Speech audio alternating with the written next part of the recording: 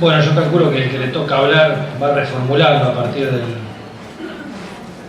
primero. Yo no sé si coincido con Daniel que no hemos logrado el mejor código, no tenemos el mejor código, probablemente porque la perfección no es humana y los códigos están hechos por seres humanos, y pareciera que menos la perfección es legislativa, a tenor de las reformas de códigos que vamos viendo, no solo procesal sino penal. Pero ¿por qué la imputativa ante el juez? Me quedé con eso, y creo que porque hay un control de detención también, y entonces no está mal que exista en caso de detención una imputativa ante el juez. Retomando el tema, o como lo había armado, creo que el tema de las declaraciones previas del acusado tiene que ver con un tema vinculado a las reglas de exclusión probatoria y a la teoría de la prueba ilícita, porque el imputado tiene el derecho, la garantía de no autoincriminación, y nadie puede ser obligado a declarar contra sí mismo. Artículo 8 del 18 de la Constitución, 8 de la Convención Americana, 14 del Pacto Internacional,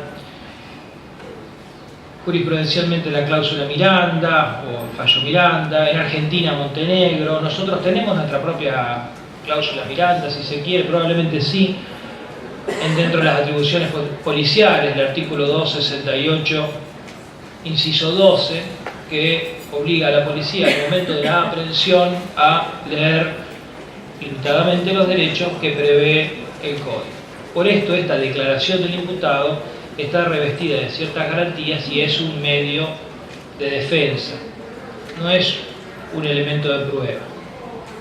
Ahora, como dice la manualística, dicen los tratadistas, la pregunta es si este medio de defensa, una vez que fue ejercido, el contenido se emancipa e incorpora elementos probatorios. O, como bien señaló Daniel antes, dice el manual de Víctor Corbalán, directamente debió haber sido tratado como un medio de defensa, o como dice la resolución del doctor Pirmántaras, hay una ambigüedad en la declaración del imputado que lo ubica primero como una declaración con todas las garantías revestidas. Una vez que la ejerció, se anticipa su contenido e incorpora valor probatorio. Creo que se da esta situación y que no tenemos solo, y ya paso a referirme a la declaración previa en la audiencia imputativa ante el fiscal o el juez, pero hago un breve repaso. No solamente vamos a tener manifestaciones del acusado que puedan ser utilizadas y aprovechadas como fundantes de elementos probatorios en esas etapas, sino que vamos a tener las manifestaciones espontáneas vertidas ante testigos de oídas que eventualmente van a poder fundar un allanamiento.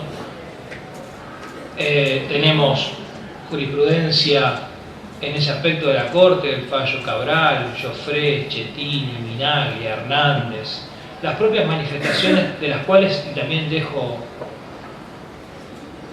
el testigo de oídas. No es que va a venir a ese único testigo develar el caso. El imputado a mí me dijo que mató a Pedro. No, pero podrá decir, llegado el caso, yo escuché que este señor dijo que mató a Pedro y que dejó el cuchillo homicida en tal o cual lugar. ¿Podrá fundar eso una orden de allanamiento? Sin duda. También tenemos, y lo dejo también como dudas y como planteo para adelante, las manifestaciones hoy vertidas en las redes sociales, las manifestaciones autoinculpatorias con fotos, porque la declaración en sí como tal, la vertida en el proceso, la audiencia imputativa es una cosa, pero en fallos Faraoni, en fallos Bejarano sobre acoso sexual tecnológico de menores y grooming, las realizaciones y las manifestaciones en las redes sociales han sido utilizadas como prueba o como elemento fundante de prueba para obtener una orden de allanamiento, por ejemplo, para fundar una orden de allanamiento. Paso ahora sí a la declaración del imputado prestada ya ante el fiscal o ante el juez.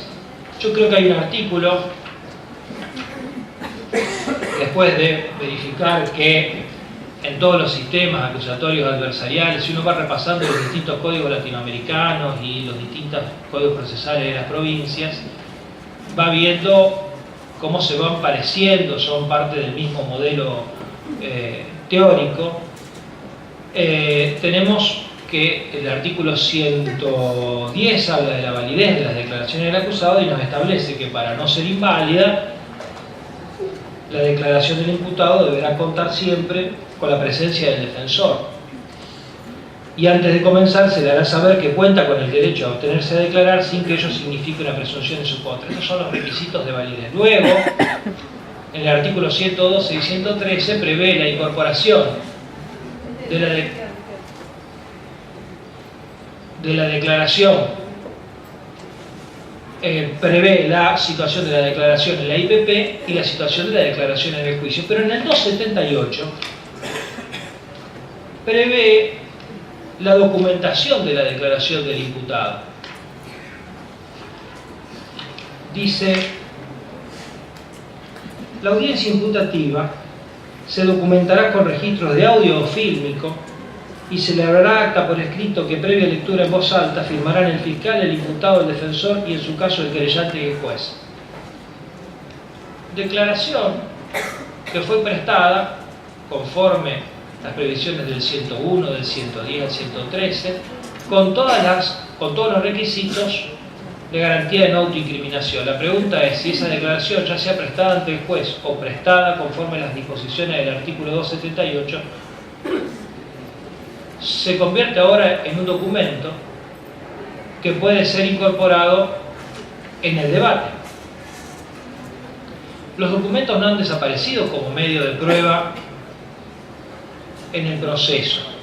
Repasaba, bueno, lo estuvimos viendo en los debates anteriores, repasaba algunos artículos del código, el 128 habla del idioma, el 144, el 145, el 295 dice que el documento que se debe acompañar como prueba de la acusación. Cuando habla de la acusación, habla de los documentos que tiene que presentar el fiscal. ¿Podrá el fiscal decir, miren, yo tengo este documento? Será una cuestión estratégica, porque es probable que a lo mejor de la declaración del acusado surja un elemento incriminante, pero que deba producirse como una prueba, un allanamiento. Bueno, pues no necesitaré llevar la declaración del acusado si con la declaración originariamente en la etapa previa obtuve el allanamiento, después me dio el allanamiento. Pero si la declaración eventualmente contiene un contenido incriminatorio que por sí tenga algún valor que necesite llevar el acusado, el fiscal o la defensa, ¿por qué no podrá presentarlo como un documento válido para ser utilizado en la etapa del juicio? Yo no encuentro ninguna dificultad ni problema en la falta de inmediación o contradicción, porque en su oportunidad fue prestado con presencia de su abogado defensor y pudo contravenir todo lo que se le hizo saber en la imputación, en la audiencia de información de causa, en la audiencia imputativa. Repasaba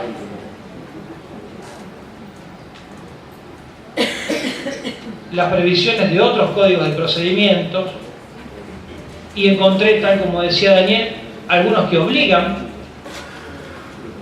en el caso de si el acusado se abstuviera de declarar total o parcialmente, incurrir en contradicciones respecto de declaraciones anteriores que se le pondrán de manifiestos. Dice el Código de Guatemala: el presidente ordenará de oficio o a petición de parte la lectura de las mismas declaraciones siempre que se hubiera observado en ellas las reglas pertinentes. Paraguay: si el imputado se abstiene de declarar total o parcialmente o incurre en contradicciones respecto de declaraciones anteriores, el presidente podrá ordenar la lectura de aquellas siempre que se haya observado en ellas las reglas previstas en este código. Hay otros que lo admiten limitadamente y hay otros, como en el Código Nacional de Procedimientos Penales de México, que dice: si el acusado decide no declarar en el juicio, ninguna declaración previa que haya rendido puede ser incorporada a este como prueba, ni se podrán utilizar en el juicio bajo ningún concepto. Parecido, el Código de Chubut le incorpora al que sería nuestro 326, en el de Chubut es el 325,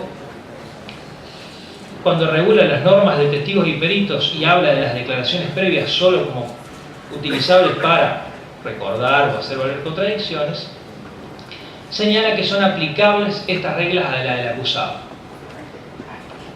Ahora, en nuestro caso y en nuestro código, nada de esto ocurre.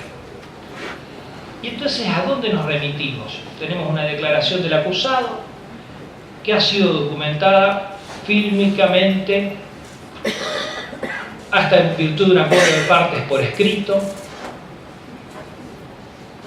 ya sea que fue grabación de audio o de voz, conforme a las previsiones del 278. Yo el primer artículo que pensaba era el que tiene que ver con la prueba. Y el artículo 159 dice, de aquí a aquello de que la declaración del acusado es un medio de defensa, pero la oportunidad en que ejerce su derecho de declarar puede introducir contenido que resulte valioso hacia la tesis de la defensa o a la tesis del fiscal.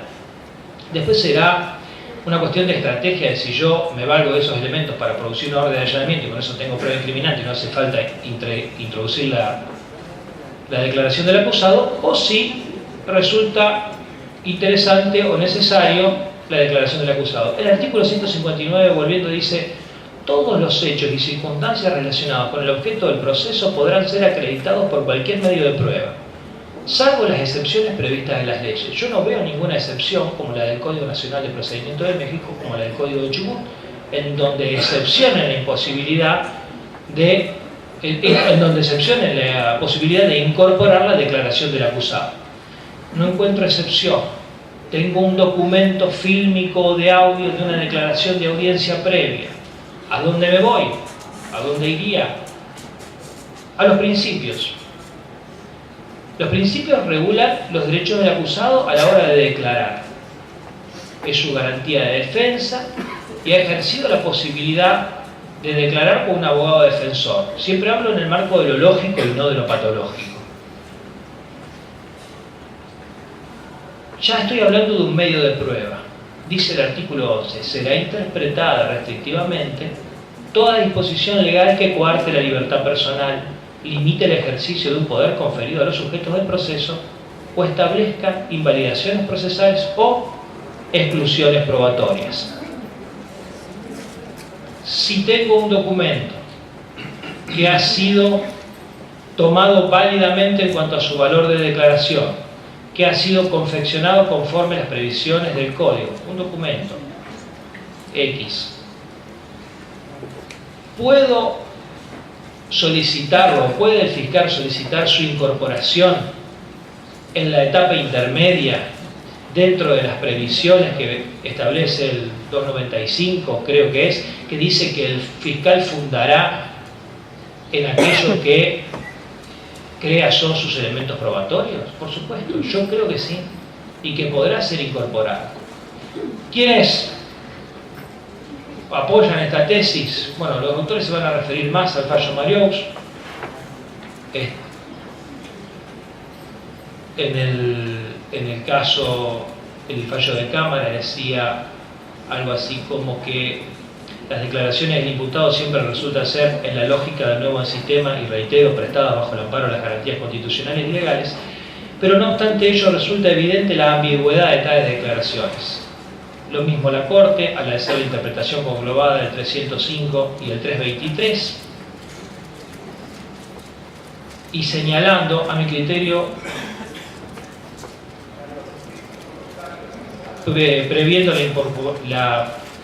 la posible circunstancia de un nuevo canon, porque va a ir y volver seguramente este fallo, atento a en la resolución de la Corte Suprema de Justicia de Santa Fe, cuando dice que será una cuestión de valoración de los jueces en la segunda etapa, y seguramente después de la valoración de los jueces en el debate habrá un nuevo cuestionamiento. Desde el punto de vista doctrinario lo ha señalado ya Jorge Baclini en su Código de Procedimiento Penal de Santa Fe, allá por el tratamiento de los artículos relativos a esto, y también lo dice Hauchen. Dice, si el imputado optare por negarse a declarar a pedido de parte, el presidente deberá ordenar la lectura. Yo no creo que deba ordenar la lectura